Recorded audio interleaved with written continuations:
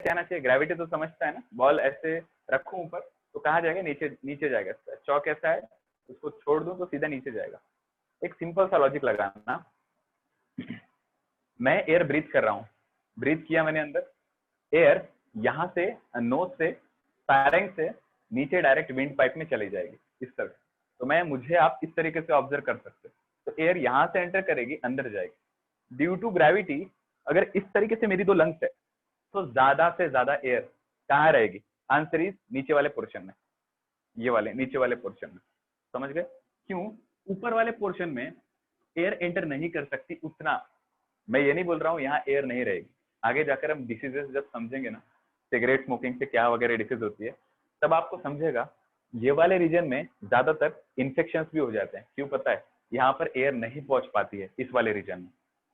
जैसे आपके घर में अगर कोई रूम को बंद करके रखा जाए, वहां एयर नहीं पहुंचती है, तो वहां फंगस, बैक्टीरिया, पैथोजेंस, गंदी स्मेल, बदबू, बहुत सारी चीजें आने लग जाएगी। आपके मम्मी क्या बोलती है? अरे थोड़ा खिड़की खोल दो, फ्रेश एयर आने दो, ताकि आपका रूम जो है वो स्मेल ना करे।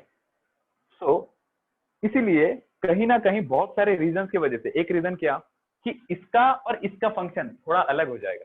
समझ रहे हो? आपके पोर्च में भी सीमेंट यूज किया है बनने के लिए, आपके बेडरूम में भी सीमेंट यूज किया है, ब्रिक्स यूज किए बनने के लिए।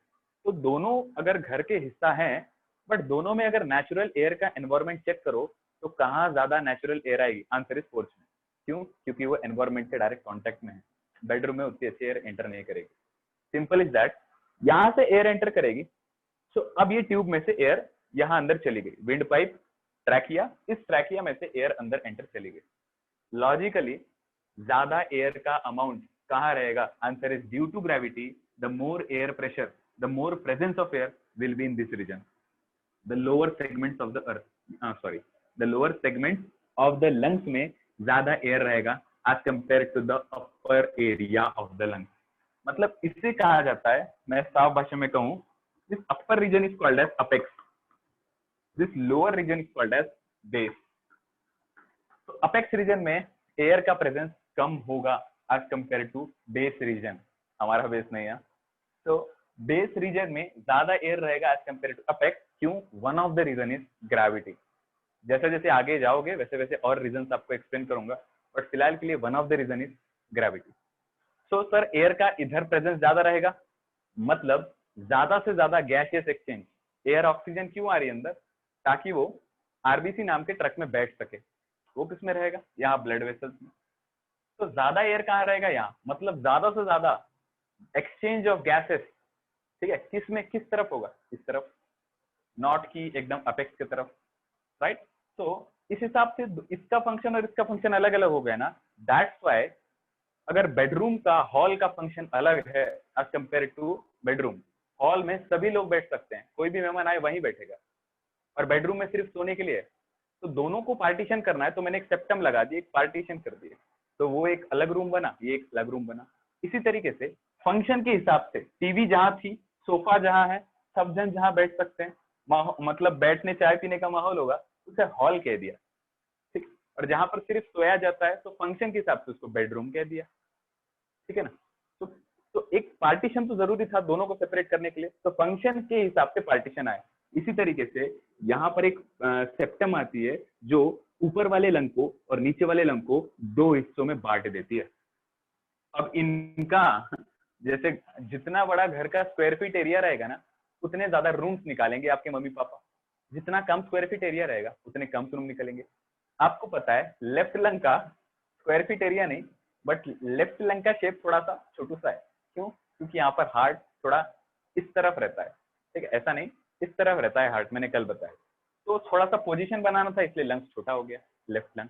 तो यहाँ पर 3 लोग बन सकते हैं क्या इसके जैसे? नहीं सर। इसलिए नेचर ने या गॉड ने लेफ्ट लंग में फंक्शन के हिसाब से ये लंग को 2 पार्ट में डिवाइड कर दिया। That part in biology is called as lobes. आप 2 पार्ट्स भी समझ सकते हो या आप 2 लोब्स भी समझ सकते हो। समझा जिसने सवाल पूछा था? हाँ सर। ठीक है, चलो। तो lung is divided into 2 parts और 2 lobes. Why it is divided? Based upon the function. तो यहाँ टेस्टिस ड्रॉ किया था, वहां समझेंगे टेस्टिस भी अलग अलग लोब्स में डिवाइडेड रहती है। क्यों? एक अकेला लंग्स पूरा फंक्शन नहीं कर सकता ना, या एक अकेला टेस्टिस पूरे स्पॉन्स नहीं प्रोडक्शन कर सकता, इसलिए पार्टीशन किया जाता है, तुम्हारा ये काम, तुम्हारा ये काम, ऐसे। तो इसमें कितने पार्टीशन है? 3। लॉजिक, क्योंकि ये बड़ा है इसलिए 3 पार्टीशन। जितना घर बड़ा रहेगा, जितना एरिया, उतने ज्यादा रूम्स बनेंगे। राइट वाला लंग बड़ा है इसलिए इसमें 1 2 3 लोब्स बन गए या पार्ट्स बन गए। राइट, चलो उसके नाम मैं लिखता हूं, आप इस तरीके से लिख लेना, ऐसे एरो करके, ठीक है। चलो मैं यहीं पर लिख दूं क्या? ये भी ज्यादा बेटर है। तो अपर रीजन में हमेशा कौन सा है मेरा? ये वाला रीजन क्या कहलाएगा? सुपेरियर, और डाउन वाला इंफीरियर। तो लंग्स का सबसे ऊपर वाला पार्ट सुपेरियर लोब, दिख रहा है ना? Superior superior lobe. सबसे नीचे वाला थर्ड वाला कौन सा हो जाएगा? Inferior inferior lobe. और बीच वाला क्या कहलाएगा? Sir superior. बोलिए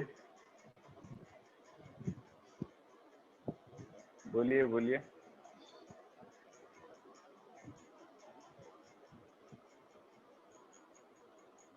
अनामिका बोलिए, डाउट है आपको?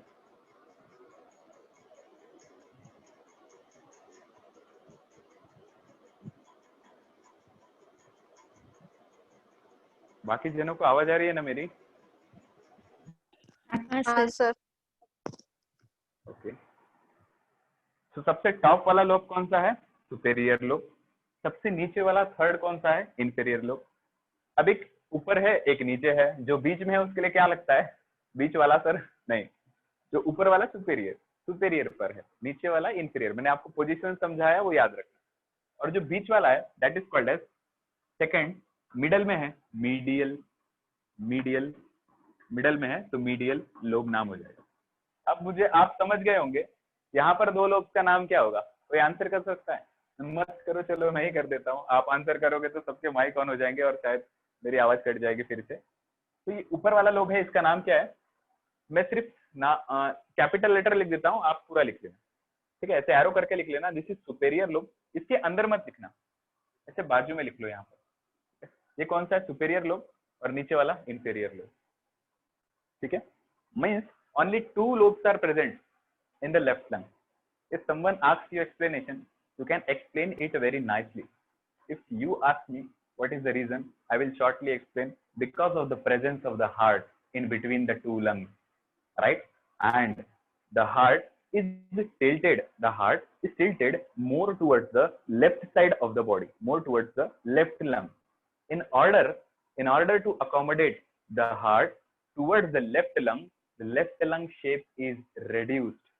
If the left lung shape is reduced, there cannot be made 3 lobes as compared to right lung which have 3 lobes. So left lung have only 2 lobes, right? चलो इतना हो गया। अब देखो ये वाला पार्टीशन जो दोनों लंग्स को सपोर्ट करता है, that is called as DIA, diaphragm, ठीक है? जो हमने उस दिन मैंने आपको समझाया था, दिख रहा है ना सभी को? डायफ्रागम, दिस इज, यह जो पार्टीशन है जो दोनों लंग्स को ज्वाइन किया हुआ है, दिस वन, जैसे वो नीचे जाएगा लंग्स जैसे एक्सपांड हो जाएगी, उसमें एयर फिल हो जाएगा। तो this is what, this is diaphragm. चलो लास्ट चीज बची है, अपेक्स बेस लिख लेना। लास्ट चीज बची है, उसको डिस्कस कर लेते और आगे बढ़ते हैं, वो है इस लंग्स के अंदर क्या होगा, राइट? चलो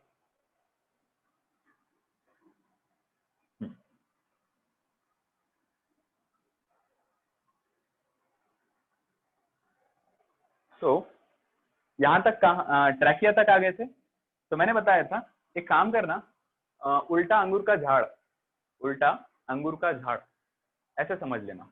उल्टा अंगूर का झाड़ मतलब यहाँ छोटे छोटे अंगूर रहेंगे, तो अंगूर के झाड़ को कंपेयर करो तो सबसे टॉप पर क्या रहेंगे? अंगूर के गुच्छे यहाँ पर भी रहेंगे, ठीक है? और अंगूर के जो गुच्छे हैं वो किससे लटके होंगे? ब्रांचेस, यहाँ पर भी ब्रांचेस रहेंगे।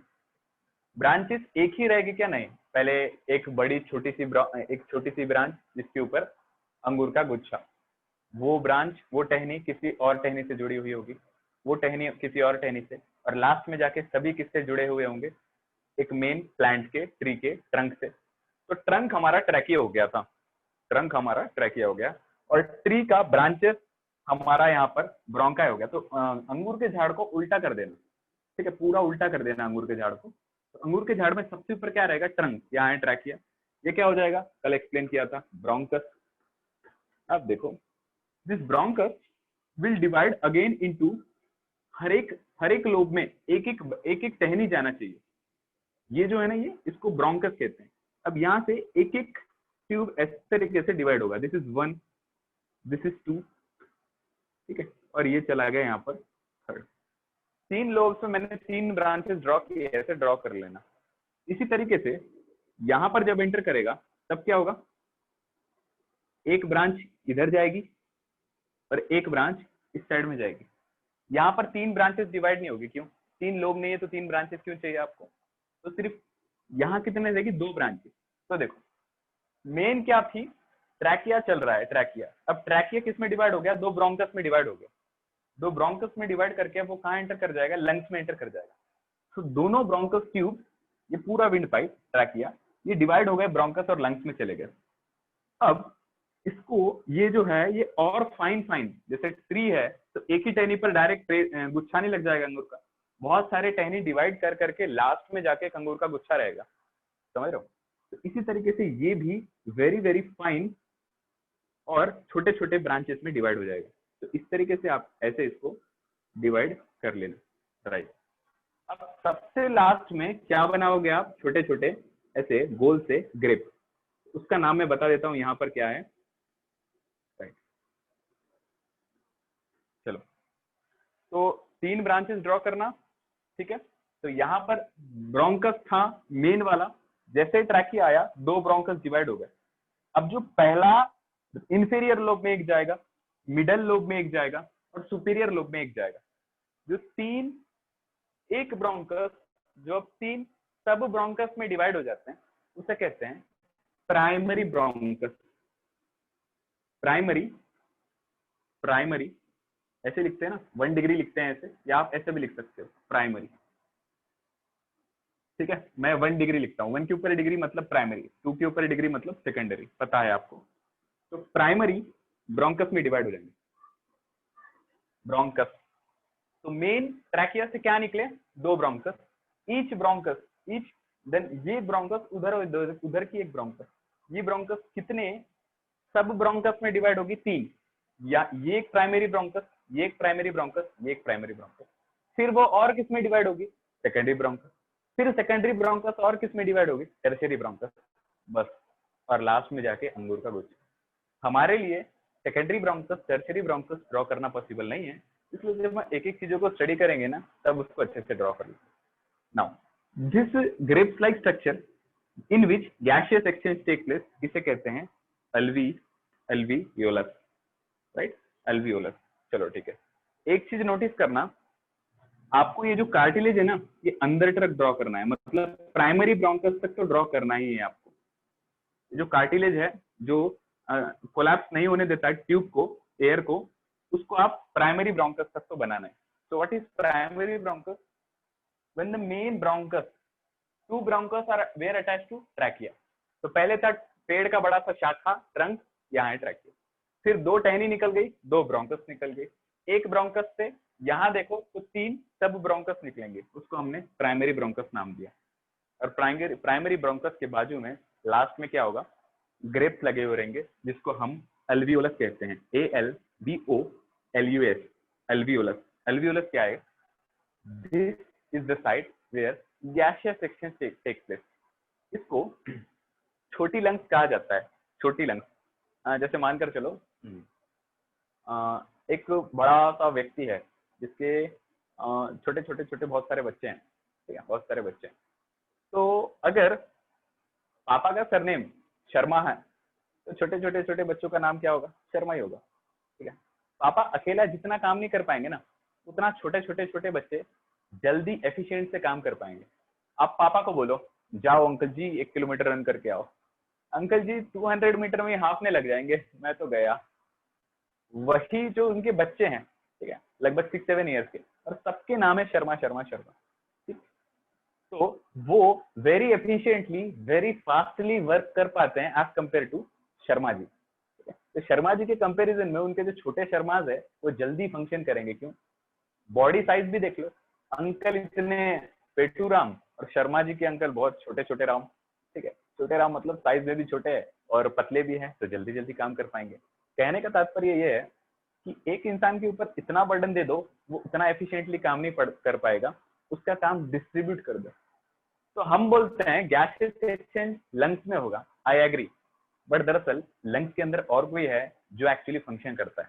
Getting my point? हम बोले अगर कि शर्मा जी रनिंग कर रहे हैं तो शर्मा जी से बेहतर, शर्मा जी तो डेफिनेटली मानकर चलो, अगर शर्मा जी के घर में बहुत अच्छे रनर्स हैं, बहुत अच्छे वर्कर्स हैं जो वर्क कर पाते हैं, तो क्रेडिट किसको जाएगा? शर्मा जी को। बट एक्चुअली कौन अच्छे से रन कर पाएगा? उनके छोटे छोटे प्यारे से नन्हे मुन्ने से बच्चे। तो मैं ये बोल सकता हूँ ना कि वो जो छोटे हैं, जो फास्ट रनिंग कर पा रहे हैं, फास्ट वर्क कर पा रहे हैं, वो किसके हिस्से में आते हैं? शर्मा जी के डेफिनेटली। इसी हिसाब से सोचो, दो लंग्स है, ये यही लंग्स है जो गैसेस एक्सचेंज करता है, बट इस ये लंग खुद कुछ नहीं कर पाता है, उसके अंदर बहुत छोटे छोटे ग्रेप्स लाइक स्ट्रक्चर है जिसको अल्वियोलस कहा जाता है। दरअसल वो गैसेस का एक्सचेंज करता है ब्लड के साथ। उसकी ब्लड के साथ ऐसी दोस्ती है जैसे ए से आया अल्वियोलस और बी से आया ब्लड।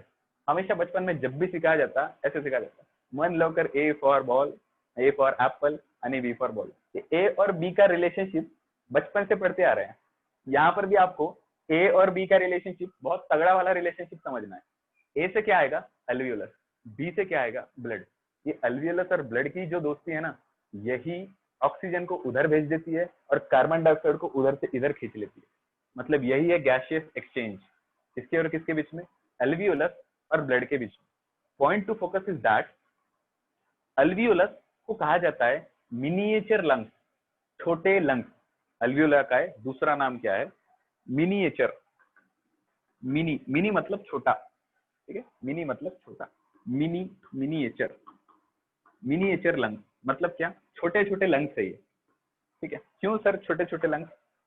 शर्मा जी एक व्यक्ति थे, उनके बहुत सारे छोटे छोटे बच्चे थे, तो ये पूरे दो लंग्स है, ये पूरे लंग्स है। ये लंग्स दरअसल रेस्पिरेशन गैसेस एक्सचेंज नहीं कर पाते, उनके अंदर किसी को संभाल कर रखा है उन्होंने जो गैसेस एक्सचेंज कर पाते हैं। तो कौन करेंगे गैसेस एक्सचेंज? उसे कहते हैं अल्वियोलस। इसलिए अल्वियोलस को कहा गया है दरअसल तुम ही हो जो सब कुछ हो, miniature lungs. Getting my point?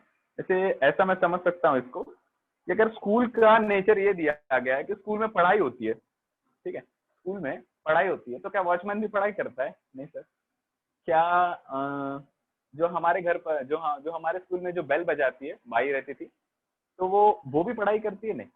ये सर सपोर्टिंग मैकेनिज्म है, सपोर्टिंग हेल्पिंग हेल्पिंग हैंड्स है ये, जो आते हुए पढ़ते हुए स्कूल के बच्चे को प्रॉपरली बोलते हैं कि देखो वो आपका क्लास नहीं है, यहाँ से ऐसे डायरेक्शन से यहाँ जाकर चुपचाप बैठ जाना। ठीक है, गाइड करते हैं। पहले ऑटो वाले अंकल रहेंगे, ऐसे सर पर मारेंगे, चुपचाप स्कूल में जाओ और कहीं पर मत जाओ। ठीक है, तो एक प्रॉपर गाइडिंग मैकेनिज्म होता है जो आपको क्लास तक पहुंचा ही देगा। आप ना भी जाओ तब भी आप पहुंच ही जाओगे। तो अगर मैं बोलूं कि, तो पहले क्लियर कर देता हूं, तो जो वॉचमैन है, बाई है या ऑटो वाले जो आपको गार्ड कर सकते हैं, वो ये सब हैं जो दरअसल पढ़ाई नहीं करते हैं। ठीक है, nose nose is the entry of the school gate from where oxygen named student will enter inside the school. Nose is the entry of the school gate from where oxygen named student will enter inside the tube. Will the watchman, will the by or will the principal, will any of the non-teaching staff क्या वो पढ़ाई करेंगे? Answer is no. क्या ये larynx, क्या ये फेरिंग, क्या ये ट्रैकिया, क्या ये ब्रोंकस, दो ब्रोंकस, उसके बाद प्राइमरी ब्रोंकस, उसके बाद और छोटी टहनी सेकेंडरी ब्रोंकस, उससे छोटी टहनी टर्शरी ब्रोंकस, लास्ट में आया अंगूर जैसा स्ट्रक्चर। तो अगर आप देखो तो स्कूल के अंदर आप एंटर करो तो वॉचमैन दिखेगा, नोज दिखेगी, वॉचमैन गेट खुला है या बंद है, वो रेस्पिरेशन वो गैसेस एक्सचेंज करेगा। Answer is no. बच्चा ऑक्सीजन जो है, ऑक्सीजन जो बच्चा है सांस लेते लेते कहाँ जाएगा, या प्रॉपरली उसको पहुंचाया जाएगा कि जाओ तुम्हारा क्लास लंग्स नाम की जगह पर है, जाओ वहां पर एंटर करो। तो लंग्स नाम की जगह पर प्राइमरी ब्रोंकस से ये स्टूडेंट यहाँ पर एंटर कर रहा है और ये अपने जाकर बेंच में प्रॉपरली बैठ गया। ठीक है, तो बी नाम के, ए नाम का क्या है? अल्वियोलस है। तो अल्वियोलस नाम के जगह पर, अल्वियोलस नाम के बेंच पे ऑक्सीजन नाम का स्टूडेंट जाकर चुपचाप बैठ जाएगा। Point to focus is that क्या अच्छे से देखना, अगर मैं ये कहता हूं कि क्लास में अगर पढ़ाई होती है, पूरे स्कूल में पढ़ाई होती है क्या? नहीं। स्कूल, ये पूरा मैकेनिज्म स्कूल है, लंग्स क्लास है, तो पूरे स्कूल में पढ़ाई होती है। स्कूल हिस्सा है सर, स्कूल एक हिस्सा है जो हमको क्लास तक बराबर पहुंचा सकता है, पर कहीं पर भी स्कूल में पढ़ाई होती है। इस हिसाब से तो हम ग्राउंड पे भी बैठ के पढ़ लेंगे, बट ये पॉसिबल होता है क्या? हम तो जहाँ पर स्पोर्ट्स गेम खेला जा रहा है वहां पर भी पढ़ाई कर सकते हैं, बट पॉसिबल नहीं है सर। तो पूरा ये स्कूल है जहां पर पर्टिकुलर लंग्स में ही गैसियस एक्सचेंज होगा, जहां पर्टिकुलर अल्वियोलस में ही जाकर गैसियस एक्सचेंज होगा। तो स्कूल के अंदर भी क्या रहेंगे? बहुत सारे क्लासेस रहेंगे, ठीक है। ये स्कूल एक क्लास मानकर चलो। अगर अब मैं बोल दूं कि क्लास में पढ़ाई होती है तो स्टेटमेंट सही है क्या? हाँ सही है। बट क्या क्लास में अगर पढ़ाई होती है तो क्लास में एक ही अकेला पर्सन है जो पढ़ता है? नहीं सर, एक अकेला पर्सन पढ़ेगा ना तो वो क्लास के हर एक काम, ठीक है, उतना अच्छे से नहीं कर पाएगा। तो क्लास में कैसे रहते हैं? नंबर ऑफ स्टूडेंट रहते हैं और हर एक पर्सन अपना इंडिविजुअल आंसर देगा, अपना इंडिविजुअल रेस्पॉन्स देगा, अपने इंडिविजुअल इमेजिनेशन देगा, अपने इंडिविजुअल थॉट्स देगा, अपने इंडिविजुअल एक्सप्रेशन देगा। तो एक क्लास में नंबर ऑफ स्टूडेंट रहेंगे, एक अकेला रहेगा क्या? नहीं। इसलिए मैं छोटे से बच्चे को ये कह सकता हूं कि अगर क्लास की डेफिनेशन में ये रख रहा हूं कि क्लास में पढ़ाई होती है तो दरअसल एक एक इंडिविजुअल अकेला बच्चा पढ़ाई करता है। तो मैं उसको बोल सकता हूँ ना कि क्लास का अगर डेफिनेशन इज इक्वल्स टू, इसमें पढ़ाई होती है तो पढ़ाई का मिनिएचर फॉर्म, पढ़ाई करने का छोटा फॉर्म वो बच्चा है, स्टूडेंट, तो पढ़ाई करेगा। ऐसे कितने बच्चे हैं सर? बहुत सारे बच्चे हैं। तो इसी तरीके से लंग्स में गैसियस एक्सचेंज होता है, बात सही है। लंग्स के अंदर गैसियस एक्सचेंज होता है, बात सही है। क्लास के अंदर पढ़ाई होती है, बात बिल्कुल सही है। बट क्लास के अंदर पूरा क्लास पढ़ाई करता है क्या? क्लास मतलब दीवारों का, चार दीवार जिसके अंदर बोर्ड रहेगा, ठीक है, वो वाले क्लास की बात कर रहा हूँ। तो क्या ये जो मेम्ब्रेन है, ये जो दीवार है, ये जो लंग्स की वॉल है, क्या ये गैसेस एक्सचेंज करेगी? Answer is no. क्या वो क्लास की जो दीवारें थी वो किताब खोल के पढ़ाई करेगी? नहीं सर, उसके अंदर बैठे हुए बच्चे पढ़ाई करेंगे। इसी तरीके से ये अगर लंग्स है तो क्या ये लंग्स बोलेगा आ जाओ ब्लड, यहाँ से ऑक्सीजन लेके जाओ और तुम CO2 दे दो? नहीं, ये गलत है। उसके अंदर के सर छोटे छोटे क्या है, छोटे छोटे बच्चे रहते हैं, वो पढ़ाई करेंगे क्लास के अंदर के।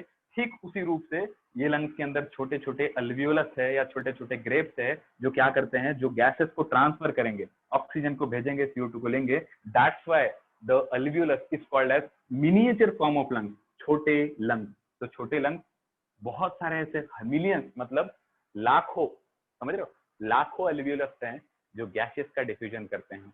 तो एक बात अच्छे से समझो कि ये मिलियंस ऑफ अल्वियोलस रखने का काम क्यों था, ठीक है, मिलियंस ऑफ अल्वियोलस। तो बड़ा स्टेटमेंट सिंपल है, अगर मैं एक स्पोर्ट्स पर्सन हूं और मुझे एथलेटिक्स में विजयी होना है, मुझे एथलेटिक्स में इंडिया के लिए गोल्ड मेडल लाना ही है, तो मैं मिलियंस ऑफ स्टूडेंट को, मिलियंस ऑफ पार्टिसिपेंट्स को, मिलियंस ऑफ स्पोर्ट्स पर्सन को बोलूंगा कि तुम सब पार्टिसिपेट करो। क्यों पता है? क्योंकि एक अकेला इंडिविजुअल जीत नहीं सकता। मुझे अपना जोर दिखाना है कि इंडिया में कितना दम है, तो lots and lots of person will participate and each and individual will help in the playing और इन द मैराथन रेस। ऐसा समझो। तो ये जो लंग्स है, अगर इसमें मैं एक ही अल्वियोलस रख दूं ना, एक ही अल्वियोलस, तो क्या वो एक अल्वियोलस अच्छे से गैसेस एक्सचेंज कर सकता है? बिल्कुल नहीं। अगर आपके क्लास में बचपन में अगर आपके साथ या आप खुद अकेले एक स्टूडेंट थे, तो क्या आप ड्राइंग भी अच्छे से कर लेते? क्या आप स्केचिंग भी अच्छे से कर लेते थे? नहीं। क्या आप डांस भी कर पाते थे? नहीं। सब क्वालिटी एक पर्सन में नहीं रह सकती, इसलिए काम डिस्ट्रीब्यूट करो, समझ रहे हो, काम सबको डिस्ट्रीब्यूट करो ताकि each and every work given to them should be proper. इसी टाइप से अगर पूरे लंग्स में सिर्फ एक ही अल्वियोलस रखूं तो क्या वो अच्छे से डिफ्यूजन कर पाएगा? बिल्कुल नहीं। इसलिए कई छोटे छोटे क्या रहते हैं, अल्वियोलस रहते हैं जो क्या कर पाएंगे, डिफ्यूजन कर पाएंगे, राइट। तो एक अकेले पर्सन के ऊपर भार देने से अच्छा उतना ही भार 10 अलग अलग पर्सन पर दो ना, ठीक है। एक ही पर्सन पर आप 200 किलो वजन रख रहे हो, वो तो घुटकर दबकर मर जाएगा।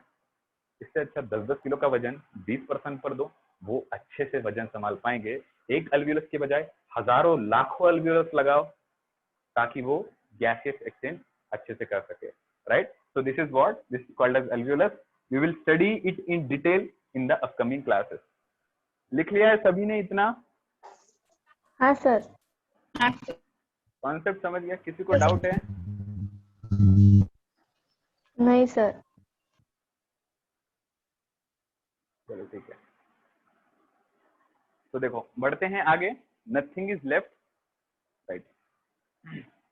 तो एक चीज समझ लो, हमारी बॉडी का जो पोस्चर है तो वो पीछे से वर्टेब्रल कॉलम से बना हुआ है। मतलब क्या, जो आप रीढ़ की हड्डी कहते हो ना, तो आप खुद के यहाँ पर पीछे तरफ हाथ लगा कर देखो, आपको समझ में आएगा।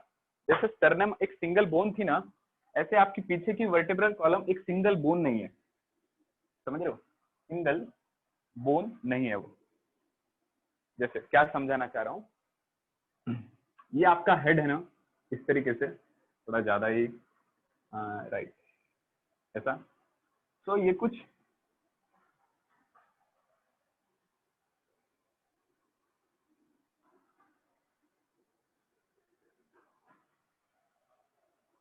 ऐसा रहता है आपका बॉडी का पोस्चर। ठीक है, इनिशियली ऐसा नहीं रहता बचपन में, बाद में जाकर ये ऐसा होता है, इसको समझेंगे बाद में।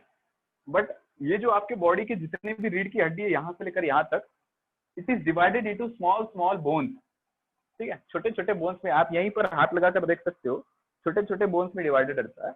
क्यों समझा रहा हूँ? क्योंकि यहाँ पर एक पॉइंट है, हमने क्या पढ़ा, this region will be called as, this region of the body would be called as, अगर यहाँ से मैं ऐसा कर दूं इस टाइप से, ठीक है, छोटे से हाथ बनाए हैं इसके, तो this region of the body, this total region of the body would be called as thorax. आपको पता है ना, ये क्या रहेगा, ये आपका डायफ्राम रहेगा। और राइट साइड से देखो तो यहाँ पर आपको एक ऐसे ऐसे दो लंग्स दिखेगी, ठीक है, और ये डायफ्राम रहेगा। तो इसका नाम थोरैक्स क्यों पड़ा? इसको तो एब्डोमेन कहते हैं, इसको थोरैक्स कहते हैं। तो एक बात समझ लो, थोरैक्स उसका नाम इसलिए पड़ा क्योंकि आपकी बॉडी में यहाँ पर छोटे छोटे बोन से पूरा आपका रीढ़ की हड्डी बनी जाती है। तो ऐसे CTLSC, ऐसे 5 टाइप के बोन्स है, 5 टाइप के बोन से आपकी पूरी रीढ़ की हड्डी बनाई जाती है। उन सबको छोड़ दो, लेकिन एक चीज है, ये वाला जो पोर्शन है, दिस रीजन, यहाँ पर जो छोटे छोटे छोटे बोन्स है, उसके कहते हैं थोरैसिक, थोरैसिक बोन्स। इसलिए आपके ये वाले पोर्शन को थोरैसिक कैविटी कहा गया है। समझ गया क्यों थोरैसिक कैविटी कहा गया? क्योंकि ये जो थोरैसिक कैविटी है, दरअसल जितने यहाँ पे रिब्स है, वो पीछे के थोरैसिक वर्टेब्रा से जॉइंट है। मतलब आगे तरफ स्टर्नम रहती है, स्टर्नम यहाँ से निकलकर पीछे तरफ किससे जुड़ी हुई रहती है? वर्टेब्रा से। I am having it, vertebra मेरे पास है, बट हम इसको आने वाले क्लासेस में दिखाऊंगा मैं आपको, तब समझेंगे हम। बट इन जनरल इसका थोरैक्स नाम क्यों पड़ा? क्योंकि पीछे क्या रहती है? थोरैसिक वर्टेब्रा रहती है, राइट, इसलिए उसका नाम थोरैक्स है। चलो बढ़ते हैं आगे। तो हमको स्टार्ट करना है सबसे पहले नोज से, ठीक है, नोज से स्टार्ट करना है। तो एक क्वेश्चन का किसी को जवाब आता है तो दे सकता है। मैं जनरल अगर ब्रीथ कर रहा हूँ, ठीक है, मैं अगर गैसेस इनहेल कर रहा हूँ, तो फर्स्ट स्टेटमेंट इज, मैं गैसेस को सिलेक्ट पूरे हद तक सिलेक्ट नहीं कर सकता, but as a certain extent I can. ठीक है, जैसे अगर बहुत ज्यादा धुआं निकलने लगता है गाड़ी का, तो मैं उसको झेल नहीं पाता हूँ। मतलब मेरी एयर में जो नेल्स में जो फिल्टर्स होंगे, वो सिर्फ ऑक्सीजन को, प्योरली ऑक्सीजन को ही एंटर करने देंगे अंदर, ये श्योर स्टेटमेंट नहीं है। ठीक है, तो अगर घर पर भी अगर फिल्टर रहता है तो 100% शुद्ध पानी देगा, इसकी कोई गारंटी नहीं है। तो नोज भी ऐसे फिल्टर करेगी, बट ऑक्सीजन ही एंटर करेगा, ये प्योर स्टेटमेंट नहीं है, बाकी भी गैसेस एंटर कर सकती है। तो एक बात का जवाब दो कि अगर मैं एटमॉस्फेयर से गैसेस इनहेल कर रहा हूं, तो ऑक्सीजन के बाद दूसरी भी गैसेस एंटर्ड होगी, बट देयर इज समथिंग